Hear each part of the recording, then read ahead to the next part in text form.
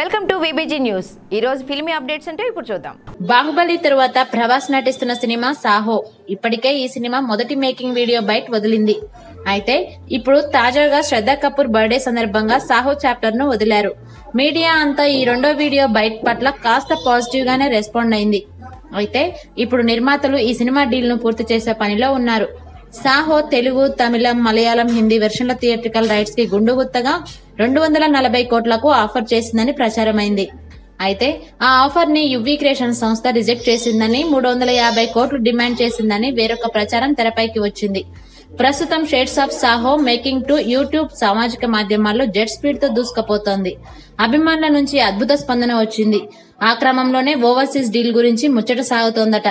Saaho overseas నిర్మాతలు ఎంత demand చేస్తున్నారు అంటే, అమెరికా సహా విదేశాలకు సంబంధించి హక్కుల కోసం యువి సంస్థ 45 కోట్లు డిమాండ్ చేస్తోందట. అయితే ఇంత పెద్ద మొత్తం రాబట్టాలంటే మరోసారి బాహుబలి రేంజ్ లో వసూళ్లు దూకుడు ప్రదర్శించాల్సి ఉంటుంది. బాహుబలి చిత్రం $10 మిలియన్ క్లబ్ లో చేరింది. అంత దూకుడు సాహో చూపిస్తేనే అది వర్కౌట్ అవుతుందని అంచనా వేస్తున్నారు. ప్రస్తుతానికి ప్రముఖ ఓవర్సీస్ డిస్ట్రిబ్యూషన్ సంస్థ హక్కుల విషయంపై చర్చలు సాగిస్తోందట. For more filmy updates keep watching VBG news.